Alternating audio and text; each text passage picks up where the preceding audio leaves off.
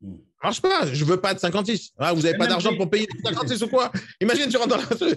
Vous n'avez pas d'argent pour payer une paire de chaussures? Si, si, mais du 54, pas du 56. Ah, quoi, ouais, espèce de radin. Non, tu peux pas faire ça. Tu peux pas lui demander le montant plus financement quand tu vas acheter une paire de pompes.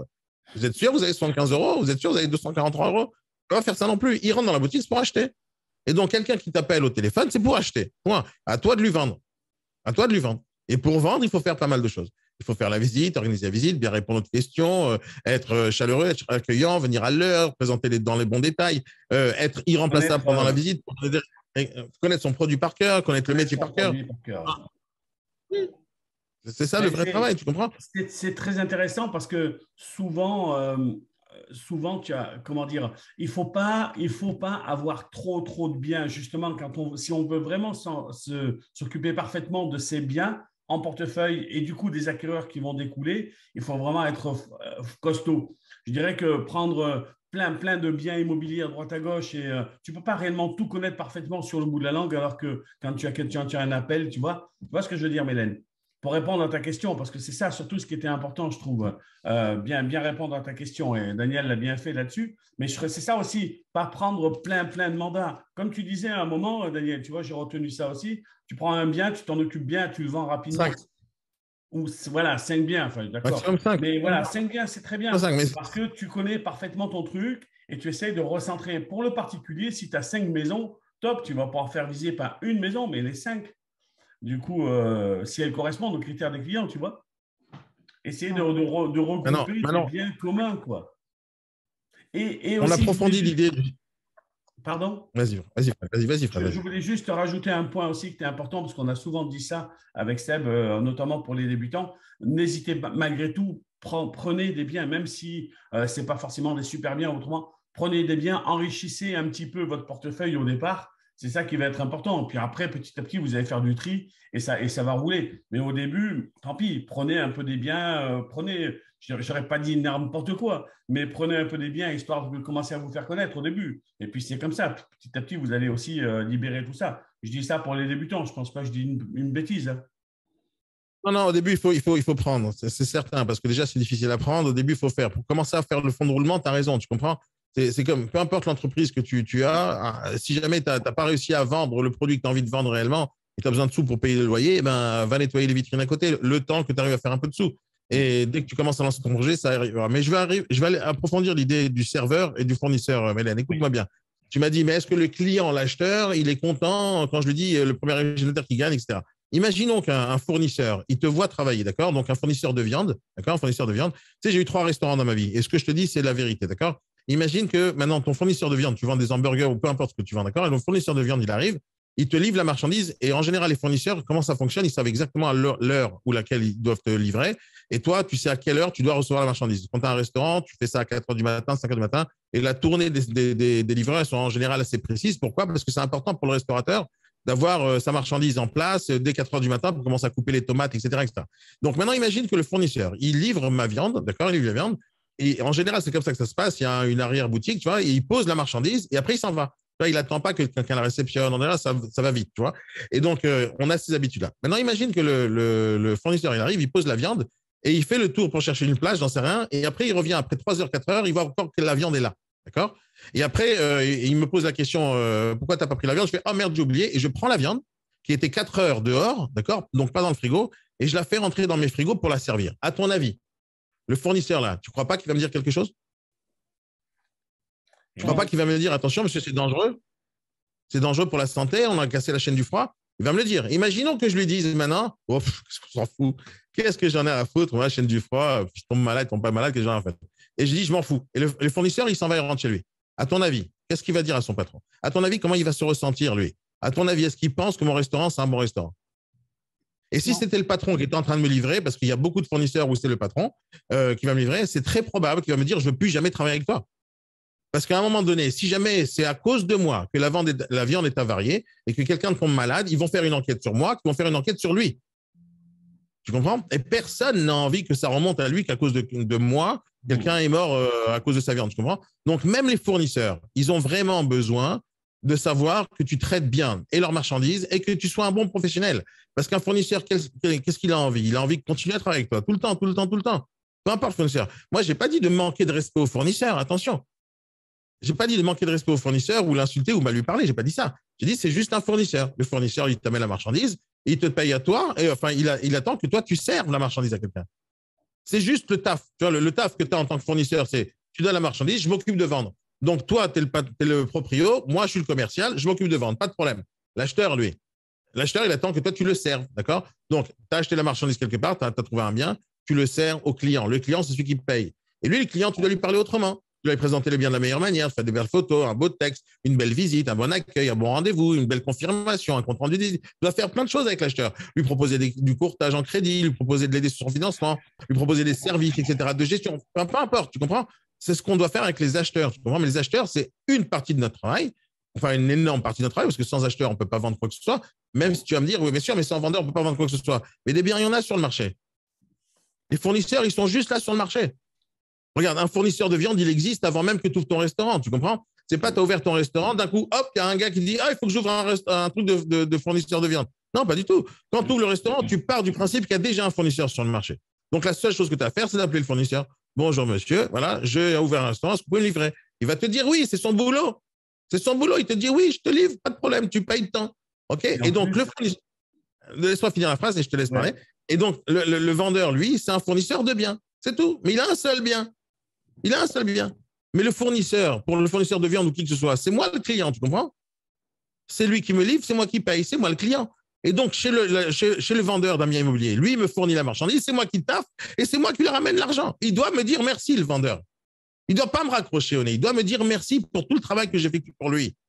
Il doit me dire merci. Et donc, dans ma tête, à moi, c'est comme ça que ça fonctionne. Le vendeur me dit merci et moi, je dis merci à l'acheteur. Tu comprends? Dans un restaurant ou l'immobilier, pour moi, c'est pareil. L'acheteur, il vient, il paye, on dit merci. Le fournisseur, c'est à moi qui dit merci. Tu comprends? Donc, dans ma tête à moi, le vendeur, je ne le mets pas sur un piédestal. C'est l'acheteur, le client, ce qui paye, je le mets sur un piédestal. Maintenant, comme je t'ai dit que l'acheteur, aujourd'hui, dès qu'il a acheté, maintenant, il doit vendre son bien. Donc, 2 secondes plus tard, il devient vendeur. Et au moment où il devient vendeur, je ne le mets plus sur un piédestal. D'accord? Je dis, je vais m'occuper de votre bien. N'oubliez pas, vous êtes le fournisseur de mon bien. Il change comme ça, il change. Ça ne veut pas dire qu'on manque de respect. C'est que quand il est fournisseur, on va travailler d'une certaine manière. Quand il est acheteur, on travaille d'une autre manière. Ouais, c'est clair. C'est tout. Et je rajouterais que le fournisseur, tu le payes à 30 jours en restauration et toi, ton fournisseur, tu le payes à 90 jours puisque c'est au bout de 3 mois en moyenne la vente qui vient s'acter. Donc, c'est vrai que le comparatif peut être, si tu es à l'aise avec ça, le comparatif peut être intéressant à faire avec ça. Lorsqu'on a même du mal, je trouve ça assez judicieux d'ailleurs, d'aborder une discussion très ouverte en disant, ben, vous voyez, qu'à la limite, je pense même qu'il serait intéressé de prendre conscience qu'ils sont comme quand tu vas au restaurant. Je pense que tu peux prendre cette anecdote-là et la mettre à ta sauce pour si un jour tu as un vendeur récalcitrant ou qui ne comprend pas qu'est-ce que tu vas faire pour lui ou autrement. Je trouve que cette approche est intéressante. En lui expliquant la finalité, ben voilà, vous serez payé à 90 jours. Oui, c'est vrai. Mais en fait, non seulement c'est une bonne approche que tu dis. Maintenant, moi, je ne dis pas aux gens de répéter cette histoire. Je dis juste que dans ta tête, il faut que ça soit configuré comme ça, d'accord? Mais ça peut être exutoire pour un débutant d'appréhender ça de cette façon-là. Je trouve ça assez subtil. Je suis d'accord avec toi. Mélène, ce que tu en penses, toi, en tant que débutante, si tu te sentirais à l'aise d'aborder un client vendeur comme ça, quoi? Alors, les premières fois, je ne sais pas, mais comme dit Daniel, pour la vision dans la tête, je trouve ça top. Eh ben, excellent. C'est pour la vision. Maintenant, regarde l'idée que tu viens de me donner, Fred. Regarde, tu viens de me donner une idée, tu vois. Écoute bien, regarde. Imagine même que quand tu démarches les vendeurs, tu ne les démarches pas pour dire, voilà, je suis agent immobilier, je prends une commission, etc. Tu ne démarches pas dans ce sens-là. Tu l'appelles pour dire, monsieur, j'ai 400 000 € à vous donner. L'approche, quand tu vas venir le voir, c'est pas du tout la même que donnez-moi de l'argent ou venez signer un mandat avec moi. Et monsieur, voilà, vous cherchez 400 000 €, je les ai. D'accord? Mais c'est par le biais d'un client. Et donc, à partir du moment où tu lui montres que tu vas lui faire gagner des sous, c'est lui qui va devenir demandeur. Allez, donnez-moi les 400 000. C'est lui qui les veut, tu comprends? Alors que quand tu le démarches, tu vas dire j'ai besoin, c'est toi qui as besoin. Quand tu dis monsieur, je vais vous donner, c'est pas la même chose. Ah, mais j'ai eu ce cas de figure en plus la semaine dernière, tu vois. La semaine dernière, j'ai eu ce cas de figure d'un client que je suis allé voir parce qu'il est propriétaire d'un immense ensemble immobilier.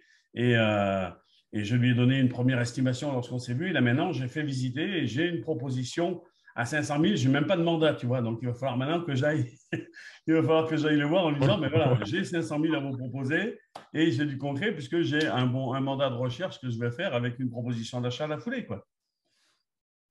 Mais c'est ça pas aussi, ça se travaille sans mandat, hein. Le fait de travailler sans mandat, des fois, ça peut être intéressant. Je reviens, d'ailleurs, ça me fait penser à Pierre. Le fait de dire que tu as un client, le fait de dire que, en fait, tu peux très bien travailler, même les gens, ils ne veulent pas te donner un mandat. Moi, ça ne me dérange pas. OK, permettez-moi, vous m'avez fait visiter la maison. Eh ben, du coup, si j'ai quelqu'un, à ce moment-là, je vous rappelle dans la foulée. Enfin, on l'a dit tout à l'heure succinctement, mais c'est ce que j'avais fait là quand j'y étais. J'avais pas de mandat de recherche, hein. Je sais qu'ils cherchent pour vendre leurs trucs et donc je leur trouve et puis ils vendront après. Donc, j'avais pas de mandat encore non plus. Mais c'est bien parce que tu vois, ça résume ce que tu as dit tout à l'heure, Daniel. C'est que voilà une partie du travail pour Mélène qui démarre aussi et pour d'autres. C'est ça une partie de notre travail, c'est qu'on est même capable de travailler sans mandat pour le bien-être d'eux, quoi. Tu vois, de nos clients acquéreurs. Il faut juste se rappeler à quoi ça sert le mandat. Il y a un truc avec l'histoire du mandat. Il y a beaucoup de gens qui se font une peur bleue à chaque fois qu'on parle de mandat. D'accord ? Mais regarde bien, dans n'importe quelle société qui existe sur la planète, dès que je vends une prestation de service, tu dois signer un contrat avec les gens. D'accord ? Peu importe la prestation de service. Hein, imaginons que je vende, je sais pas moi, des gobelets en plastique à une société. D'accord ? Donc, le contrat qui va exister, c'est j'envoie une facture. Il y a marqué dans la facture la marchandise que les gens achètent. Il y a marqué les délais de livraison et il y a marqué le paiement. D'accord ? Ça, c'est le contrat que je vais signer avec une personne quand je vends un produit. Donc, la prestation de service se définit en facture. Si je vends une prestation de service, par exemple, un accompagnement, du conseil, une formation, peu importe, on appelle ça des prestations de service. Donc, on signe un contrat, on lui dit, voilà, en échange de temps et temps d'argent, moi, je vais vous donner ça et ça et ça. Dans n'importe quelle société qui existe sur la planète, on signe des contrats sur une facture qui fait qui prend la place d'un contrat quand on achète un produit, on le revend, et quand on fait une prestation de service. Dans n'importe quel domaine, on signe des contrats. Le mandat, c'est ce genre de contrat, c'est pareil. C'est-à-dire qu'on va dire au vendeur, monsieur, en contrepartie de la signature de ce document, regardez ce que je compte faire. Le vendeur, lui, il faut qu'il soit conscient que l'argent, il ne vient pas de lui. Il faut qu'il soit conscient. Il faut qu'il soit conscient que le bien qu'il veut, il veut le vendre à 400 000. Toi, tu vas tout faire pour chercher les 400 000. Donc, lui, il faut qu'il soit conscient que c'est toi qui t'occupes d'amener les 400 000. Et donc, c'est ça qui est écrit sur le mandat de commercialisation que vous avez entre les mains. Peu importe quel mandat. C'est en gros, je vais faire un taf pour amener un acheteur. C'est ça. Mais maintenant, au lieu de traduire ça, je vais faire un taf pour amener un acheteur, c'est vous qui payez. C'est regardez, je vais faire un taf, je vais trouver un acheteur et c'est pas vous qui payez. C'est l'autre. Maintenant, il faut qu'il soit conscient de ça. À partir du moment qu'il est conscient de ça, c'est facile. Maintenant, le mandat de recherche. Si maintenant vous allez le mandat de recherche, comme le mandat de commercialisation, c'est le même principe, c'est de sécuriser la vente. Mandat exclusif, mandat simple, ce que tu veux. C'est sécuriser la vente, c'est s'engager envers la personne qui est en face de toi et que la personne s'engage en face de toi. Peu importe ce que tu écris dessus, simple, exclu, mandat haut, ce que tu veux, c'est un contrat entre toi et une personne. Donc, à partir du moment où tu as proposé un service, il faut que la personne signe le contrat. Parce que tu proposes un service. Le vendeur, il reçoit un service qu'il ne va jamais payer. Pourquoi il ne signerait pas? Maintenant, l'idée de travailler sans mandat avec un mandat, ce n'est pas une question de signer avoir un mandat ou pas un mandat, c'est est-ce qu'on en a vraiment besoin? La loi, elle t'oblige de l'avoir, d'accord? Mais si la loi, elle n'obligeait pas de l'avoir, qu'est-ce qu'on a réellement besoin? En réalité, imaginons qu'il n'y a pas de loi au guet, pas de loi au guet, pas de loi Allure, rien du tout, nada. On n'est pas obligé de signer le mandat. Quel serait le business en réalité? Je vais appeler un vendeur. Monsieur le vendeur, vous vendez? Super, top, génial. Bonjour, monsieur l'acheteur, vous achetez? Top, génial. On va faire une visite. Je dis au vendeur, ne soyez pas dans la visite, comme ça, je garde le contrôle. La personne, elle fait la visite. Elle me dit, j'ai envie d'acheter. Pas de problème, faites-moi une offre.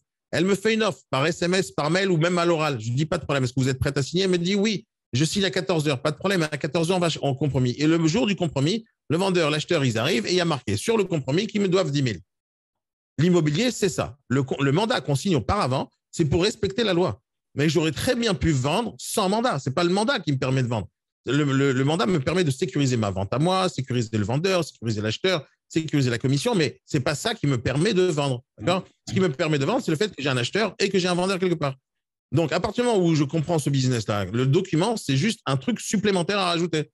La preuve en est, excuse-moi, je te coupe, c'est que quand tu signes chez notaire, le notaire doit demander au vendeur et à l'acquéreur de signer ta facture. Exactement. Pour ceux qui ne l'ont pas encore fait, c'est le petit moment où tu fais gloops. Ouais, il ne pas vous signer. Hein, tu vois. Surtout quand le notaire. À ce moment-là, on ne signe pas. Oui. Et à ce moment-là, est-ce qu'il va te demander aussi le mandat? Et si jamais ils sont un peu pointilleux, ils voient qu'il y a une petite rature quelque part, Ils vont te faire chier au compromis, ou que ce soit le notaire, ou l'acheteur, ou le vendeur. Ah, mais je vous dois rien, mais j'ai rien signé, nanani, nanana. Donc, les gens, ils connaissent pas la loi. Et si on les avertit pas, que ce soit en vidéo, en mail, en article, etc., ils vont te faire chier. Ils vont te faire chier. Quand tu dis, imaginons que tu dises au vendeur, c'est charge acquéreur, ok, et que l'acquéreur, au moment du compromis, tu dis, ça veut dire quoi? Moi, j'ai rien signé. Il faut être capable d'expliquer ça, tu comprends? Il faut être capable d'expliquer ça. C'est pour ça que le juridique fait partie de notre métier, parce que des explications juridiques, ça suffit largement pour éviter de se faire négocier des fois. Mais ça fait partie de notre boulot, tu comprends, de connaître tout ça. Mais voilà, c'est tout. Le contrat, il est là pour sécuriser la vente et sécuriser ta commission. Dans le business, c'est pas obligatoire, tu comprends? Quand ça devient obligatoire, c'est parce que justement, on n'a pas envie que quelqu'un nous attaque pour des choses qu'on n'a pas faites alors qu'on l'a promis. Et c'est normal, on veut protéger le consommateur. Et après, il y a l'autre côté, c'est que la personne, si elle t'a fait le service, il faut qu'elle te paye. Donc, c'est engager les deux parties. C'est tout, c'est pas très compliqué. Et il ne faut pas prendre le mandat comme un truc très compliqué à prendre. Il faut juste expliquer aux gens. Monsieur, je vous ai expliqué ce que je compte faire. Voilà, il faut signer ici, je vais le faire. Grosso modo, c'est ça, c'est pas compliqué. Si les personnes ne savent pas pourquoi vous êtes là, ils ne signeront rien. Ils signeront rien. Tiens, imagine, je t'amène un document, je te dis signe. Mais pourquoi faire? Signe, mais tu ne signeras pas. Il faut que tu comprennes pourquoi tu dois signer.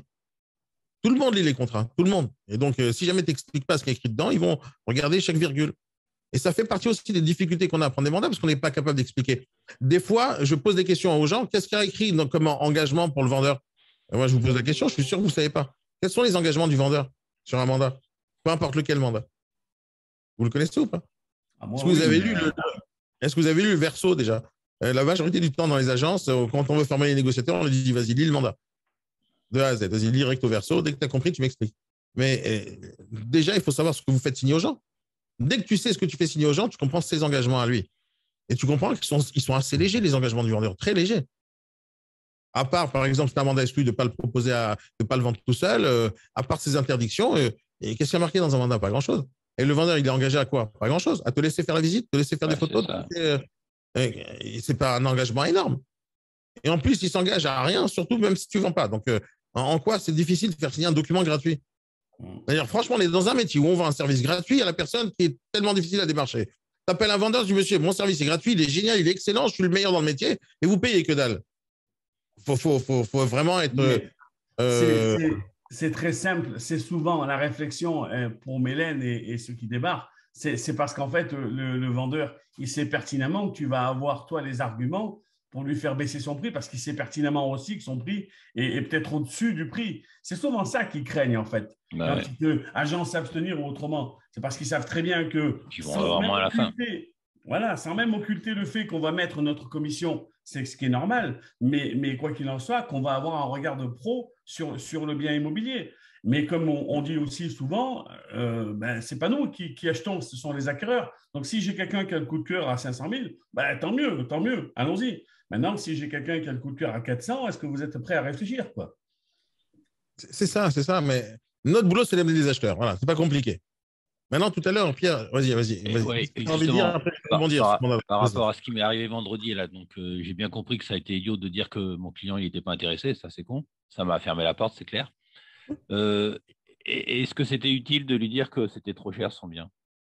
Mais non, parce que c'est pas toi qui décides, Pierre. Ouais, donc j'aurais pas dû le dire ça non plus. Mais tu vois, tu me dis pas tout. Tu vois, si tu me dis pas tout. Si, j'ai dit tout à l'heure, surtout avec ton expérience. Daniel, c'est parce que tu n'écoutes pas tout. Je pense. Et tu sais que c'est enregistré. Hein, quand tu vas c'est pas grave. Justement, on repassera la bande, tu verras. Je l'avais dit. On va mettre ça en ralenti. Non.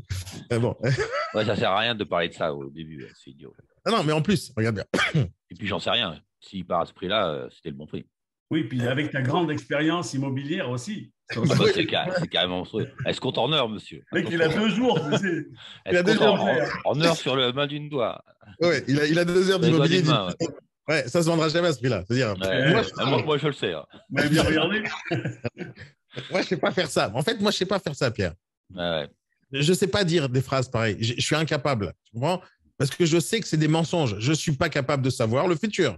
Je sais pas si demain, il y a un Russe riche, multimillionnaire, qui s'est baladé par hasard hier dans cette rue. Il est passé avec sa femme et sa femme, oh, t'as vu comment c'est charmant cet immeuble? Et comme il est milliardaire, il a envie de l'acheter l'immeuble juste pour faire plaisir à sa femme. Et si la nana dit ça en voyant la maison que j'ai vue, elle est conne. Hein. Non, peu importe, je te donne l'exemple. Peu importe. C'est-à-dire, imaginons que ça arrive et que l'acheteur, il arrive, il te fait une offre. Il te fait une offre au prix que tu as mis dans l'annonce. Et toi, tu dis, non, j'ai déjà reçu une offre au même prix. Non, il te dit, moi, j'ai déjà reçu une offre au même prix. D'accord? Et toi, tu as le russe, il dit, moi, je vais l'acheter moi. Je te rajoute 500 000. D'accord? Pourquoi ça ne pourrait pas être possible? Ben, c'est possible. Je t'exagère avec le russe riche, d'accord? Mais dans le monde, dans les gens qui ont un coup de cœur sur quelque chose, quand ils le veulent, ils le veulent. Quand ils veulent quelque chose, ils le veulent. Votre travail, c'est de faire que les gens aient envie d'acheter. Que ce soit avec les investisseurs marchands de biens ou que ce soit avec le particulier. Quelqu'un qui fait la vue sur la mer, fait la vue sur la mer.